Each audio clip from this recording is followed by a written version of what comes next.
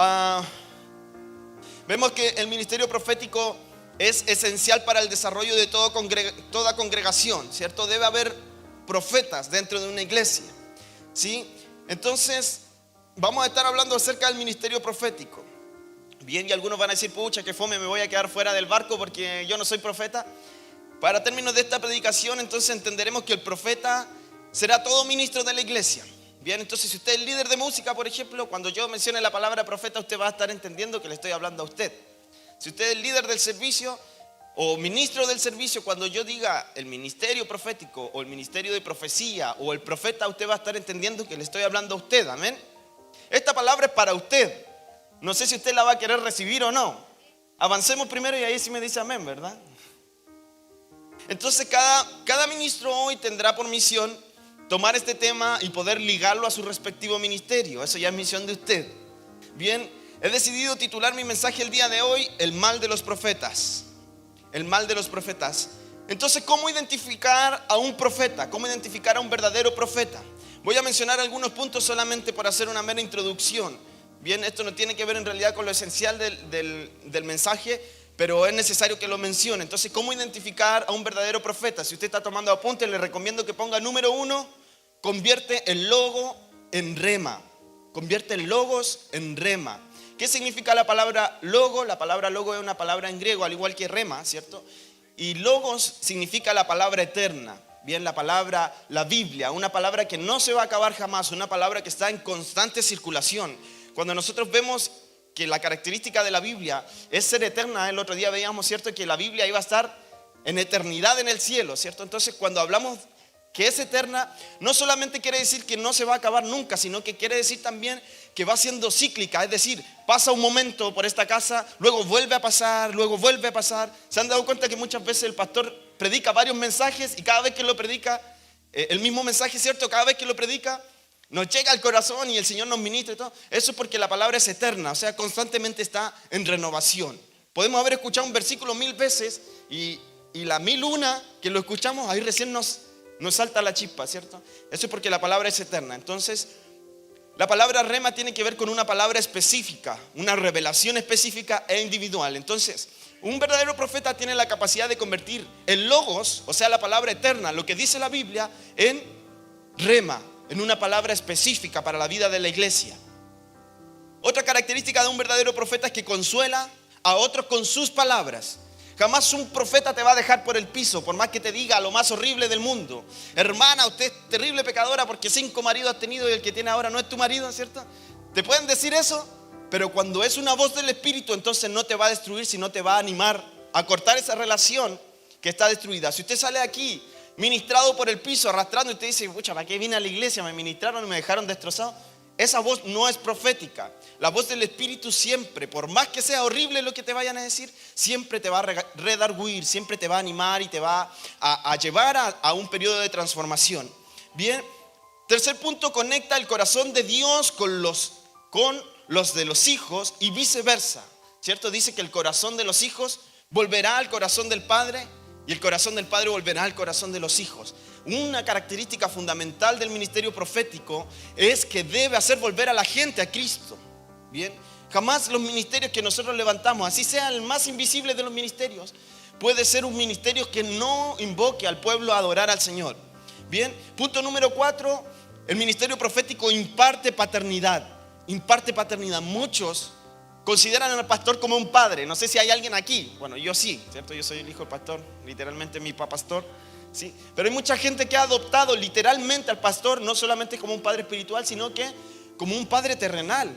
Por ahí yo veía y yo me alegraba mucho y decía, estuve en un matrimonio hace un tiempo y el novio, ¿cierto? Que cuando se va a bailar el vals, hay como una tradición que el novio le pide permiso al padre para sacar a la novia a bailar el vals, ¿cierto?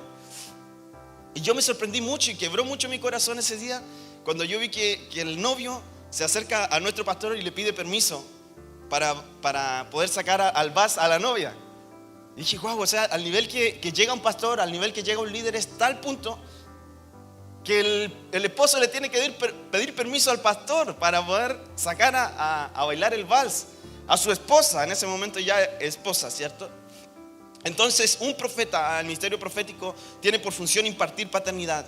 Tiene visión de reino. El reino es fundamental para un ministerio profético, para todo tipo de ministerio es fundamental. Ninguno de nuestros ministerios puede funcionar fuera del reino, fuera de los estatutos del reino. Si hay algo que nosotros hacemos y contradice el reino, entonces estamos siendo falsos profetas. Estamos tirando un ministerio que no está ligado al Señor.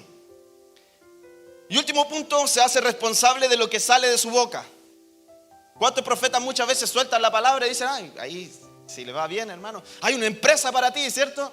Señor, ahí tú, que sea lo que Dios quiera, después dice el profeta, ¿cierto? Pero jamás puede ser así. El profeta, aquel que está hablando, aquel que está tomando una responsabilidad dentro de la iglesia, valga la redundancia, tiene que ser responsable con lo que hace. Si usted ha asumido una función dentro de la iglesia, se ha asumido una responsabilidad, entonces usted tiene que ser un verdadero profeta y asumir esa responsabilidad. Si usted dice, yo voy a hacer tal cosa, voy a ir a barrer la iglesia, y luego se acuerda que tenía un cumpleaños y dice, no sé, que la hermana Maribel se la arregle, ¿cierto? Eso no viene de un corazón profético. El corazón profético entiende siempre que lo primero es servir al Señor. Bien, entonces hay muchas falencias que poseen los ministerios proféticos, y aquí ya le ponemos segunda. Número 1, desconocimiento ministerial. Desconocimiento ministerial. Y esto afecta al ministerio. Muchas veces no comprendemos ni el sentido ni el objetivo de nuestro ministerio. A veces servimos porque nos convocaron y el hermano me cae bien el que está en el ministerio, entonces servimos porque tenemos que servir, ¿cierto? Ministramos porque ministramos, porque sabemos que tenemos que hacerlo, pero no por qué debemos hacerlo, ¿cierto? Entonces muchas veces nosotros ministramos solamente con el objetivo de estar aquí adelante. Ministramos solamente con el objetivo de cumplir una labor, porque nos comprometimos con el líder. Pero este tiene que ser un tiempo para la iglesia que sea tan intencional, que estén comprendiendo lo que están haciendo. Recién la adoración que estábamos teniendo no era una adoración simple de que el Espíritu se manifestó, tenía una intención muy profunda. Y eso es que el espíritu de Jezabel en este tiempo está cayendo. Y esa adoración que estamos levantando tiene que ver con eso, con la voz de los profetas que se están despertando, hermano. Dios te mandó a profetizar. Y hoy día te levantaste nuevamente a profetizar. Cuando los profetas están durmiendo, entonces la Jezabel hace lo que quiere. Pero cuando los profetas están despiertos, entonces hay una voz que constantemente está bendiciendo este lugar, constantemente está sembrando una semilla de esperanza en este lugar. Entonces no debemos ministrar por ministrar. A veces las circunstancias de nuestra vida nos afectan, ¿cierto? Uno de mis amigos me molesta y dice, ya llegaste enojado de nuevo, estás ahí así en el piano, ¿cierto? Y es verdad, a veces llego así en el piano y quizás nadie se da cuenta. Solamente los que están más cercanos, ¿cierto? Saben que estoy enojado, entonces me ven la cara, mejor no me acerco. Pero debemos renunciar a ese corazón, aunque es natural muchas veces enojarnos, es natural llegar cansados, pero ese es el nivel de servicio que Dios está esperando de nosotros. Yo le decía ayer a los jóvenes, no podemos dar menos. Si tu ministerio te está costando, no podemos dar menos que eso. El ministerio tiene que costarte, tiene que ser un sacrificio, porque por eso dice la palabra, el que quiere venir en pos de mí, niéguese a sí mismo, tome su cruz y sígame. El que quiera estar con el Señor le tiene que costar. El que quiere estar pegado con su Señor tiene que ser un sacrificio. Ya tenemos que cansarnos del evangelio que digo que yo me siento tan mal ministrando, hermano, que llego tan cansado. Hermano, si te cansa, si te tiene aburrido tu ministerio, estás en el mejor momento ministerial. Ese es el momento de producir un corte, producir un quebrantamiento en tu ministerio. Si aprendiste a ministrar cansado, entonces ¿cómo va a ser cuando estés descansado? Si aprendiste a ministrar cuando no había revelación, entonces ¿cómo va a ser cuando Dios te bendiga con la revelación? Este es un tiempo donde Dios comenzará a traer convicción del porqué, o sea, el objetivo del ministerio. No estáis danzando porque tenéis que levantar bandera y no hay nadie que lo haga. Estáis danzando porque alguien tiene que hacerlo, porque hay una función específica en eso. Entonces un nivel de intimidad adecuada nos hará conectarnos con los diseños ministeriales que Dios ha preparado para este tiempo. Si usted se siente desconectado en su ministerio, empiece a orar. Señor, ¿qué pasa? Hay algo que me está haciendo tierra. Muchas veces el hermano que está al lado no hace tierra, ¿cierto? Nos desconecta de lo que deberíamos estar haciendo en nuestro ministerio. Entonces, respecto al ámbito profético, podemos entender tres cosas. Primero, es para beneficio de la iglesia. 1 Corintios capítulo 14, versículo 12. Voy a ir rápido porque en verdad tengo mucho que decir y ya se me pasó 10 minutos. Dios mío. No está la hermana Joana, ¿cierto? Ricardo. Primera de Corintios capítulo 14 versículo 12 dice: así también vosotros, pues que anheláis dones espirituales, procurad abundar en ellos para edificación de la iglesia. Tú no estás cantando aquí porque tenéis que tener un escenario. Tú estás cantando aquí para edificar a la iglesia, ¿sí? Tú estás ministrando aquí no porque no había nadie que cubriera el puesto. Tú estás aquí para recibir a la iglesia. Si tú sirves en la puerta, tú tienes que ser el mejor servidor. Tú tienes que ser el mejor porque Dios te ha dado una oportunidad, una honra ¿de qué? De edificar la iglesia. Es decir, todos nosotros ministros somos edificadores, somos constructores. Bien, entonces todo don es establecido para el beneficio de la iglesia. Jamás un ministerio se ha tratado del desarrollo personal de una persona. Aunque Dios tiene tanta misericordia y en su bondad nos permite disfrutar del ministerio, ¿cierto? Nos permite sentirnos bien, nos permite sentirnos útiles. Pero el objetivo principal ministerial, profético, jamás se ha tratado del desarrollo personal de las personas. El ministerio se trata de bendecir la iglesia. Si usted se está sintiendo mal aquí y está bendiciendo a la iglesia, entonces está bien. Si usted se siente bien y está bendiciendo a la iglesia, mucho mejor. Pero si usted aquí se siente bien y la iglesia no está recibiendo nada de usted, entonces hay que entrar a picar, ¿sí? Hay que empezar a trabajar. Entonces Dios nos permite disfrutar de esto. Segundo punto del ministerio profético es que jamás trae confusión a la iglesia, ¿cierto? Esto ya lo mencioné. Primera de Corintios capítulo 14 versículo 27 al 33. Primera de Corintios 14 27 al 33. Si habla alguno en lengua extraña, sea esto por dos o a lo más tres y por turno, y uno interprete. Y si no hay intérprete, calle en la iglesia y hable para sí mismo y para Dios. Asimismo los profetas hablen dos o tres y los demás juzguen. Y si algo le fuera revelado a otro que estuviere sentado, calle el primero, porque podéis profetizar todos uno por uno, para que todos aprendan y todos sean exhortados. Y los espíritus de los profetas están sujetos a los otros profetas. Pues Dios no es Dios de confusión, sino de paz, como en todas las iglesias de los santos. Si usted no tiene la capacidad de sujetarse a su líder, si usted no tiene la capacidad de sujetarse al que tiene a su lado, entonces usted no es un verdadero profeta. Su corazón tiene que comenzar a ser moldeado. Está diciendo que cuando uno esté profetizando, ¿cierto? A mí me gusta Rabacanda Barase. Y va a venir el Francisco y va a decir: hermanito, y va a hablar él en lengua. Entonces yo me tengo que callar para que él hable. ¿Qué quiere decir esto? No es literal que va a venir y me va a quitar el micrófono, sino que simplemente nuestra posición ministerial tiene que ser cederle el lugar a los demás. Tiene que ser en proyectar nuevos líderes. Si un líder no está levantando nuevos líderes, entonces está fracasando en su función como líder. Un líder siempre está capacitado y está pensando en levantar nuevos líderes. Si usted es líder y lleva años y años haciéndose cargo del ministerio y usted quiere salir de vacaciones y usted dice: pucha, no puedo salir porque no hay nadie que me reemplace, entonces hay que empezar a trabajar, hermano. Hay que empezar a trabajar para levantar nuevos líderes. Esta iglesia debería estar llena de líderes, llena de gente capacitada para asumir el ministerio. Entonces la profecía de alguien jamás debiese traer confusión. Eso lo dijimos, ¿cierto? La profecía es certeza. En la profecía no existen los pareces. Parece que yo estoy viendo un mar. No. Si le dijo parece, arránquese. Si alguien lo agarra en un mal momento y ora por usted, lo agarra por ahí, usted justo iba a entrar al baño, ven para acá, te quiero profetizar. Arránquese, hermano. Arránquese, porque eso no viene de Dios. Siempre un profeta es correcto y sabe dónde ministrar a las ovejas. Si yo tengo algo que decirte, no te lo voy a decir: oye, la hermana Javiera, ¿se han dado cuenta? No ensayó ayer, se fue temprano al ensayo. ¿Se notó aquí en la coreografía? No, ¿yo qué voy a hacer como profeta, como ministro del Señor? Hermanita, venga, ¿qué pasa? ¿Por qué no está ensayando? ¿Cierto? La voy a llamar para ver qué está sucediendo, ¿cierto? Entonces en la profecía no existen los pareces. Tercero,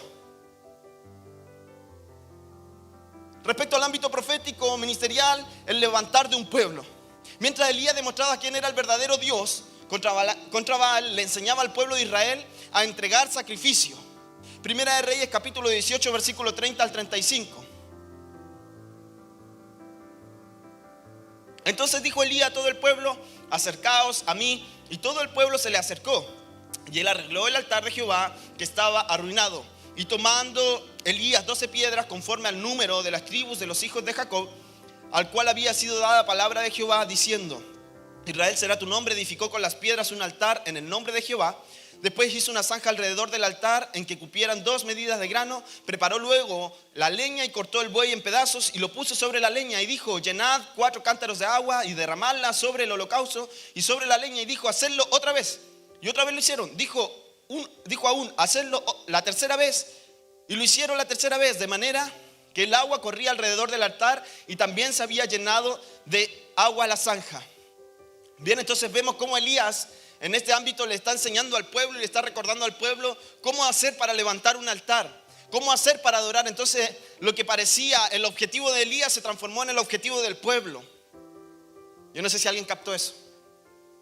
Lo que parecía el objetivo del líder del ministerio se tiene que transformar en el objetivo del ministerio.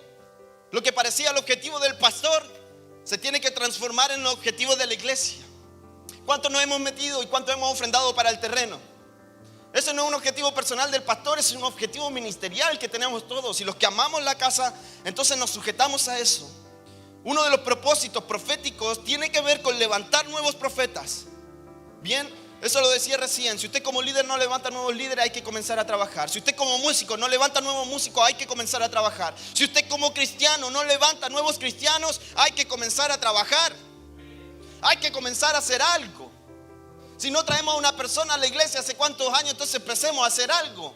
Si no puede agarrar al chascón que tiene acostado en su casa que se llama hijo, entonces comencemos a interceder, comencemos a movernos para que el chascón se peine, se lave la cara y se venga a la iglesia.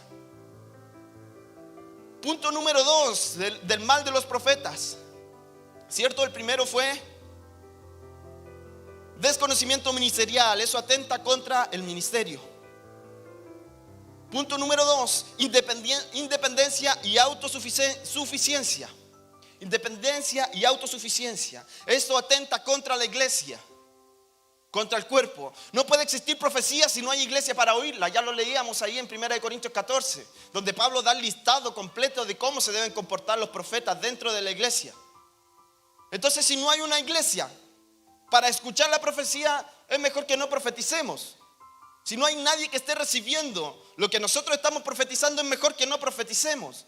Si vamos a gritar al aire y vamos a hacer un desorden con lo que nosotros estemos anunciando, entonces es mejor que nos callemos, como dice Pablo, ¿cierto? Eso es duro, ¿cierto? Porque a veces uno cree que la está haciendo bacán y cantando que ¡ay, te doy gloria, gloria! Y el hermano dice: gloria a Dios, hermano. Llegó la Claudia y el Fran y el Pipe empezó a cantar, ¿cierto?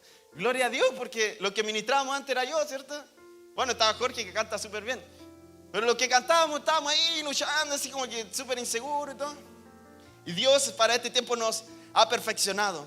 Entonces Dios también tiene que traer gente capaz y capacitada para soltar lo que hay que soltar, ¿cierto? Entonces muchos pueden tener el don profético, pero no son profetas porque no tienen ministerio. O sea, usted no puede decir que en esta iglesia hay profetas. Quizá hay personas que tienen dones proféticos, pero no hay ningún profeta porque no hay un ministerio profético levantado. Hasta el punto que hay un ministerio profético, hasta el punto que el pastor te diga: te unjo como profeta, entonces usted puede decir: yo soy profeta. Es lo mismo que un cantante, ¿cierto? Yo digo: yo canto súper bien, canto en la ducha, ¿cierto? Pero nunca me he subido a un escenario, pero nunca he ejercido la función de cantar, entonces no soy cantante, solo canto en la ducha. Aquí no tenemos profetas, tenemos gente que profetiza, que no es lo mismo. Profeta es cuando ya una persona ejerce el ministerio. Bien, entonces el desarrollo del profeta siempre será dentro de la iglesia. Dentro de la iglesia. Muchas gracias, mamita. Entonces, para tener autoridad en la iglesia, necesitamos reunirnos con aquellos que ya vienen en esa autoridad. En este caso, ¿quiénes? Los pastores, los líderes. Un profeta jamás puede ser dueño de la profecía. Jamás puede decir: no, yo voy a ir donde la hermana Diana porque Dios me habló. No, yo tengo que ser respetuoso con mis cabezas. Le digo: pastor, ¿sabe qué? Hay una palabra que Dios me entregó para la hermana Diana. ¿Puedo yo conversar con ella o se la digo a usted? El mal de los profetas es que siempre se quieren asegurar con la profecía, ¿cierto? El mal de los profetas es venir a agarrar el micrófono y decir: así dice el Señor. Pero ese no es el diseño que Dios ha levantado. Tenemos que respetar la cabeza que está por delante de nosotros. Entonces, a veces criticamos cosas que no podemos hacer. Criticamos conquistas de otros que jamás nosotros hemos podido a alcanzar. Ninguno de nosotros es más conocido por ser profeta que por ser hijo. O sea, tu cargo ministerial jamás estará por sobre los que no poseen un título. Tu cargo ministerial jamás estará por sobre lo que tú eres en Dios. Nuestro máximo título siempre es ser hijo de Dios. Si usted se presenta como pastor, como líder, antes que como hijo de Dios, entonces tenemos que comenzar a trabajar. Nuestro máximo título y la máxima aspiración que nosotros podemos aspirar, valga la redundancia, en la iglesia, es ser hijos de Dios. Y ese título no lo conseguimos porque nosotros somos bonitos, ni somos buenos, ni sabemos cantar, ni sabemos profetizar. Ese título simplemente lo conseguimos porque Dios decidió adoptarnos. Es decir, nuestro máximo título jamás va a depender de nosotros. Nosotros nos podemos presentar y claro, usamos títulos, líder, pastor, apóstol, cierto, colaborador, etcétera, para distinguir de qué ministerio somos. Pero dentro de la iglesia somos todos iguales, hijos de Dios. Y yo no sé cuántos hijos de Dios hay en este lugar. No sé si el Señor te está hablando. Entonces jamás ser profeta te hará mayor ni más importante que el menor de los hijos. No podemos pasar a llevar a nuestros hermanos por el cargo que nosotros tenemos. Entonces en casa nadie tiene un título mayor que ser hijo. Usted en su casa no trata a su hijo, oye, el mayor, ven. O el que nació primero, el que nació después. Usted no los llama así, ¿cierto? O el que se saca puro 7 en la escuela, ven. Usted le dice hijo, ¿cierto? Lo llama por su nombre, lo llama por la identidad que usted le ha dado a él. Entonces, por el contrario, mientras mayor sea tu carga, más humillado deberías de estar. Marcos capítulo 10, versículo 44. Y el que de vosotros quiera ser el primero, será siervo de todos. El que de vosotros quiera ser el primero, será siervo de todos. Entonces parte de la unción que se libera aquí vendrá por el trabajo que realicemos en pos de la iglesia.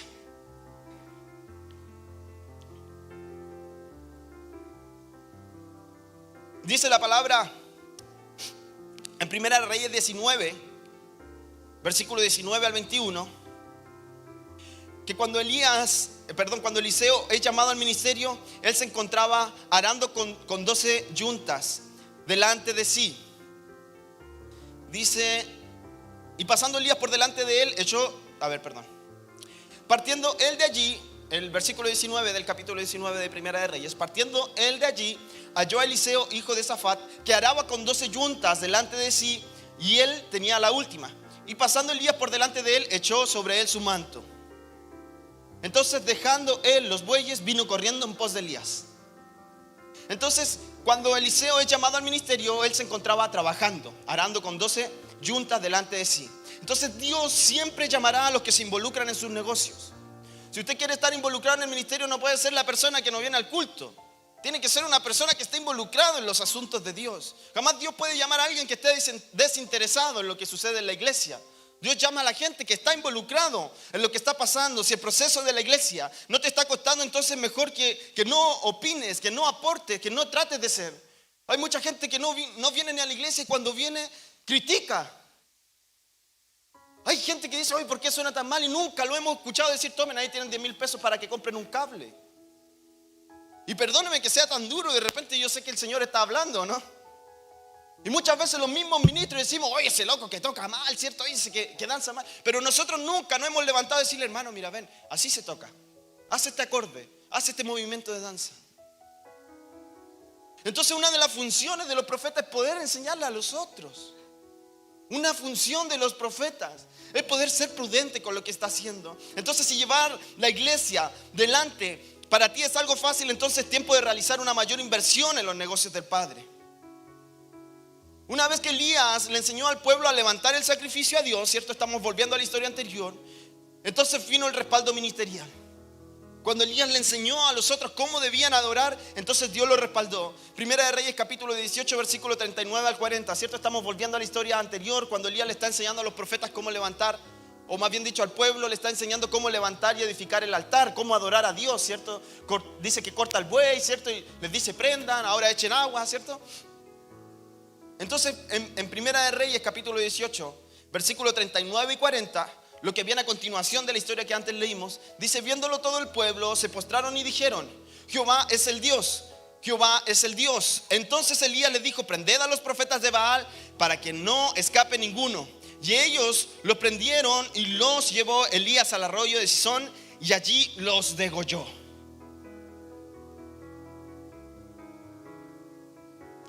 ¿Hay alguien aquí que quiera victoria? ¿Hay alguien aquí que quiere estar en victoria? Uno de los fundamentos para que Dios te respalde ministerialmente es poder entregarte a los otros. Elías tuvo que enseñarle primeramente a los demás cómo adorar, porque el pueblo, dice la palabra que el pueblo estaba entre creerle a Elías y creerle a Jezabel. Entonces estaba en el medio, así como el primero que se manifieste lo vamos a creer. Elías cambió la situación del pueblo, que no había estado adorando al Señor y se había estado rindiendo a dioses ajenos. Entonces el profeta Elías viene, se levanta y dice: vengan ustedes para acá, vamos a adorar al Señor. Y luego de eso es cuando desciende fuego del cielo. Luego de eso, jamás va a descender fuego del cielo si no hay primero un pueblo adorando. Entonces muchas veces hay profetas aislados que quieren que el fuego descienda. Hay profetas aislados que le están pidiendo al Señor que se encienda el altar. Pero Dios demanda un cuerpo para poder quemar ese altar, para poder quemar ese sacrificio que se está levantando. Tercer punto, le metemos cuarta: falta de autoridad. Falta de autoridad, y esto es: atenta contra el pastor.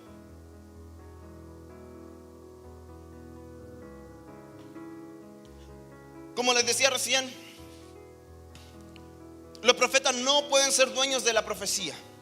Así como la danzarina no es dueña de la danza, ni el cantante de las canciones, ni el siervo del servicio. Nuestro don, como lo dijimos recién, es para beneficio de la iglesia. 1 Corintios capítulo 14 versículo 12. Bien, eso lo leímos. Todo profeta debe asumir la responsabilidad de sujetarse. Y la sujeción es una decisión. Puedes vivir ministerialmente insujeto y quizás Dios te usará igual, pero no habrá dirección. La sujeción trae consigo beneficios de dirección. Te va a direccionar. Cuando tú te sujetas, entonces tener dirección te va a enseñar a dónde ir. Te va a enseñar a tomar decisiones difíciles. ¿Cuántos de nosotros muchas veces tenemos que tomar una decisión? O al menos así lo hago yo. Tengo que tomar una decisión súper difícil y a veces estoy aquí, allá, le pregunto a Dios, le pregunto a mi esposa, y Dios y mi esposa me dicen: no sé, ve tú. Ahí vea usted es la cabeza del hogar, entonces peor te deja, ¿cierto? Más responsable de la decisión. Entonces mucho de lo que yo tiendo a hacer es ir donde el pastor. Pastor, ¿sabe qué me pasó esto? Esta es la situación, necesito 1,5 millones. No, necesito tomar una decisión. ¿Qué piensa usted? Sí, mira, yo creo esto, otro. Y muchas veces a través de esa sujeción, a través de esa humildad de ir a preguntar: ¿qué piensa usted? Es cuando se despierta la dirección. Es cuando se despierta la decisión. Entonces muchas veces hay decisiones que no sabemos cómo tomarlas y nadie de tu alrededor te ayuda. Confía en tus pastores, confía en tus líderes, que pueden ser una decisión importante, pueden dirigirte a tomar una decisión importante. Entonces la dirección es un beneficio, ya que te enseña a dónde ir. La dirección es un beneficio para tiempos difíciles. Por eso nosotros debemos estar sujetos a la cabeza. Entendemos que el sistema de la iglesia tiene que ver con que nosotros somos siervos, nuestra cabeza el pastor, y a su misma vez Cristo, la cabeza del pastor y de toda la iglesia.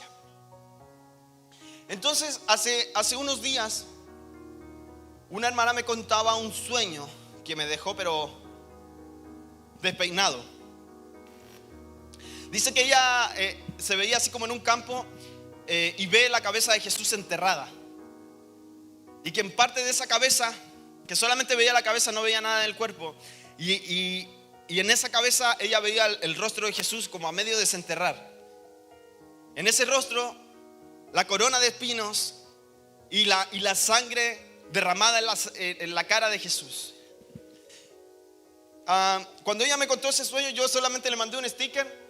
Y ella me dice: hermano, ¿cómo me manda un sticker? Así como, lo voy a acusar con su esposa porque ¿cómo me va a responder esto para este tipo de sueño? En el momento yo no le presté atención y yo comencé a orar. Dije: Señor, ¿qué significa esta cuestión? Qué loco, ¿cierto? Uno quiere soñar con ángeles, con mariposas, ¿cierto?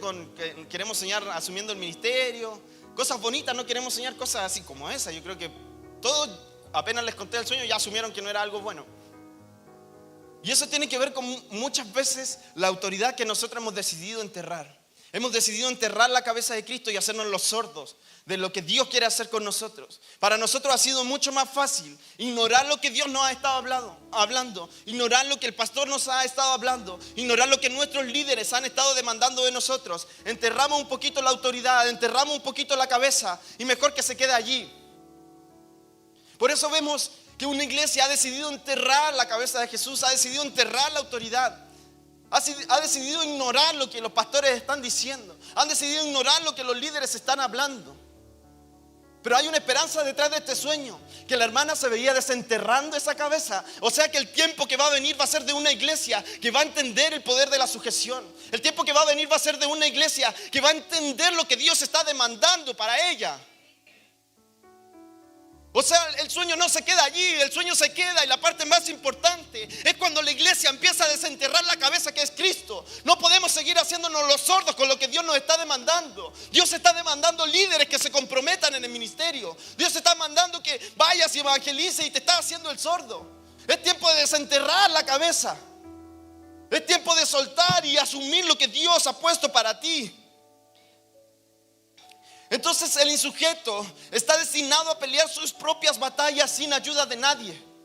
El insujeto está destinado a dar profecías aisladas. Cuando usted no se sujeta para soltar su profecía, entonces usted está destinado a andar por allí. Sergio, el Señor dice. Pero el sujeto va a tener disponibilidad de acceder a todos los beneficios de la casa. El sujeto, el que prefiere dejar su profecía en manos de su líder, en manos de su cabeza espiritual, entonces ese va a poder acceder a todos los beneficios de la casa. ¿Cómo yo sé que mi hermana tuvo un sueño? ¿Cómo yo sé que Dios le está hablando a la iglesia? Porque ella se sujeta a mí, porque ella me cuenta su sueño. ¿Cómo yo sabría que Dios le entregó un sueño si ella no me lo contara? Tendría que Dios hablarme directamente a mí también, ¿cierto? Y eso no está pasando, hermano, ore por mí. Entonces la sujeción trae autoridad. Aquel que sabe sujetarse sabe ser líder. Si usted no sabe sujetarse a un líder, entonces usted no puede ser líder. Si usted no sabe respetar las normas de un ministerio, entonces usted no va a poder poner jamás normas sobre un ministerio. Entonces una cosa es la unción profética y otra distinta es portar el manto profético. Si quiere saber más al respecto, quédese al segundo culto. Entonces el amor a nuestro ministerio nos lleva a vivir sacrificios. Un sacrificio sería poder dejar nuestra profecía en manos de nuestra autoridad espiritual. Dice la palabra, no lo voy a leer porque ya no me queda tiempo. Primera de Samuel, capítulo 17, versículo 32 al 39. Tarea para la casa. Primera de Samuel, capítulo 17, versículo 32 al 39. Donde vemos que David se está preparando para ir a la batalla en contra de Goliat. Y entonces cuando David está con todo, dice: yo lo mato, yo voy. ¿Cierto? Entonces su rey, Saúl, le dice: espérate un poquito, ya te paso mi armadura. ¿Usted ha escuchado esto, cierto? Yo te paso la armadura, tranquilo. Y David le dice: pero yo nunca he usado armadura, pues hermano, no seas así conmigo. Tranquilo, yo te paso mi armadura, esta te va a proteger. Y dice que David se pone la armadura de Saúl y le quedó grande. No le acomodó. Pero aún así David tuvo la disposición de recibir la cobertura de su rey. Muchas veces las ideas que te van a dar tus líderes no son tan buenas, pero siempre la mejor decisión va a ser aprender a sujetarte a ellos, aprender a recibir la armadura aunque te quede grande. En conclusión, Dios le entregó un propio diseño a David. David se terminó sacando la armadura y fue a pelear la batalla, y ya nosotros conocemos el desenlace de esta historia. Muchas veces la armadura de tu pastor te va a incomodar. La palabra que Dios te va a traer te va a incomodar. Y si hay alguien que se esté sintiendo incómodo hoy, amén, gloria a Dios. Gloria a Dios. Porque donde hay una corrección, donde hay una palabra que muchas veces nos reprende, entonces es un tiempo donde tenemos la capacidad de poder mejorar. Entonces la cobertura de tu autoridad es un arma esencial para la batalla. Es un arma esencial para la batalla, ir con la cobertura del Padre. Muchas veces existirán niveles mejores que el de nuestra autoridad, pero jamás debemos desechar la cobertura. Nuestros frutos marcarán nuestro respaldo en la guerra.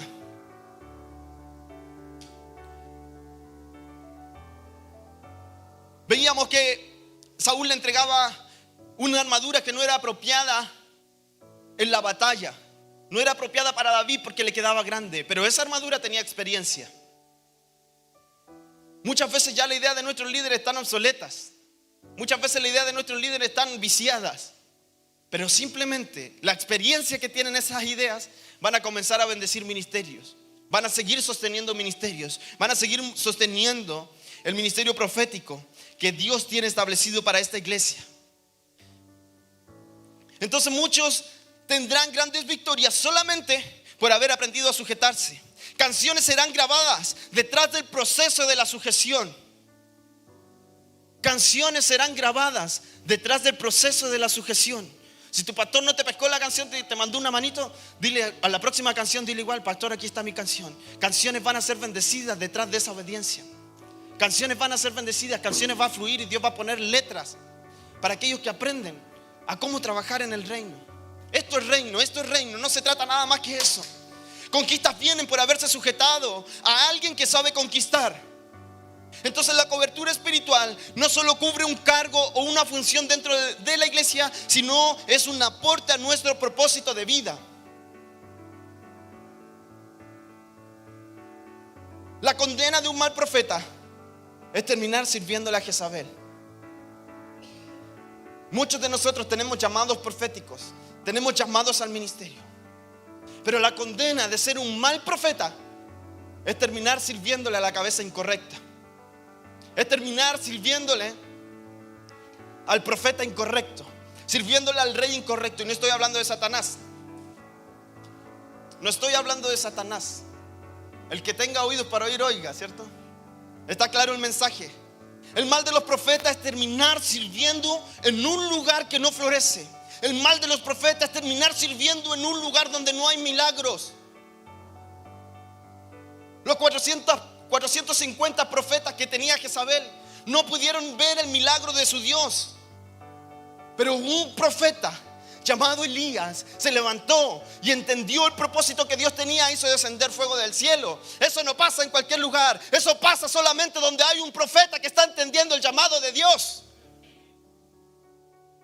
Yo no sé aquí cuántos han anhelado el llamado profético, cuántos han anhelado el llamado ministerial. Por favor, póngase de pie. Vamos a soltar. Yo necesito que los intercesores se levanten. Comienza a hablar lo que Dios te está mostrando. Han habido muchos cantantes que nacieron en la iglesia y hoy han terminado sirviendo en el lugar incorrecto. Vemos muchos ejemplos de personas que comenzaron sirviendo en la iglesia, aprendieron a cantar en la iglesia, aprendieron a tocar un instrumento en la iglesia y terminaron entregando lo que aprendieron en la iglesia a otro lugar. Hace un tiempo yo levanté una pequeña escuela, le dijimos escuela de verano como para que sonara más bonito. Y mi primera instrucción para mis alumnos que tocaban la batería, yo les dije: yo te voy a enseñar con la condición de que tú toques en la iglesia.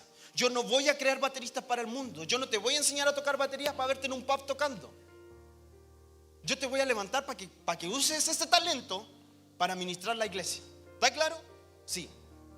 Al menos todos los que fueron bateristas en algún momento siguen firmes. Vamos a ver qué pasa el próximo año. Entonces la influencia principal de Jezabel es dividir al cuerpo.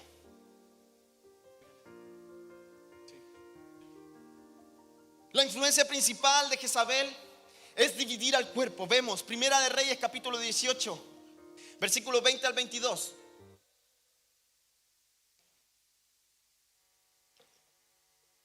Primera de Reyes capítulo 18, versículo 20 al 22. Dice: entonces Acab convocó a todos los hijos de Israel y reunió a los profetas en el monte Carmelo. Y acercándose Elías a todo el pueblo dijo: ¿cuándo claudicaréis vosotros entre dos pensamientos? Si Jehová es Dios, seguidle, y si Baal, id en pos de él. Y el pueblo no respondió palabra. Y Elías volvió a decir al pueblo: solo yo he quedado profeta de Jehová, mas de los profetas de Baal hay 450 hombres. Baal tenía un equipazo, tenía los mejores delanteros del partido, tenía arquero fijo. Elías iba con todo su equipo desarmado. Era solo él. Pero yo quiero decirte que es necesario un profeta verdadero para vencer 450 falsos. Jamás Dios necesita un equipo completo de profetas para vencer a los 450 falsos. Jamás el poder de 450 falsos profetas será mayor que el poder de un verdadero profeta. En este tiempo Dios está demandando que los profetas se levanten. ¿Por qué los falsos profetas han tenido autoridad en la iglesia? Porque los verdaderos están durmiendo. Están esperando que el pastor los llame a ministrar. Porque los verdaderos se están escondiendo atrás. Porque los verdaderos prefieren estar calladitos por miedo a todo lo que anteriormente dije. No están dispuestos. Pero hoy se tiene que levantar una iglesia con entendimiento, de asumir de lo que Dios está llamando, de asumir de lo que Dios está llamando. Entonces siempre donde hay una influencia jezabélica debe haber un profeta alineado a su rey. Yo no sé si aquí se están levantando los profetas. Yo no sé si aquí alguien, Dios le está hablando. La influencia de Jezabel busca cansar a los profetas, sacarlos de su propósito, sentirse inseguros del ministerio que tienen. Eso es influencia jezabélica. Si esto te está identificando, comienza a doblar tus rodillas y di: yo soy profeta del rey. Yo sé a quién le sirvo. Yo sé a quién le estoy sirviendo. El rey de reyes y señor de señores. Mi rey no se llama Acab. Mi reina no se llama Jezabel. Mi rey se llama Jehová de los ejércitos, el fuerte en batalla. Entonces Jezabel busca sacar de su propósito a los verdaderos profetas. Y hoy declaramos en el nombre de Jesús que la lengua del espíritu de Jezabel se seca en este lugar. La lengua del espíritu de Jezabel se mantiene callada ahora y para siempre. En el nombre poderoso de Jesús. Ahora son convocados. Hay un llamado profético. Hay un llamado al despertar profético. Hay un llamado al despertar de los intercesores. Hay un llamado al despertar de los que saben liderar. Hay un llamado al despertar pastoral. En el nombre de Jesús. Hay un llamado al despertar pastoral. Suéltala. Hay un llamado al despertar pastoral. Se seca la lengua de la Jezabel. Se secan sus uñas. Se cae su pelo.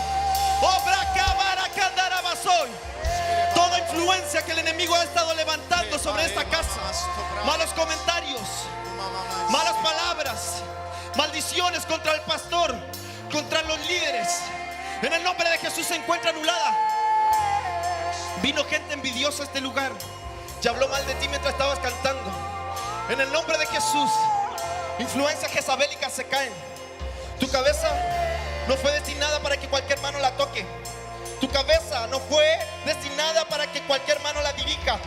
Eres hija del rey, eres sierva del rey, eres esclava del rey.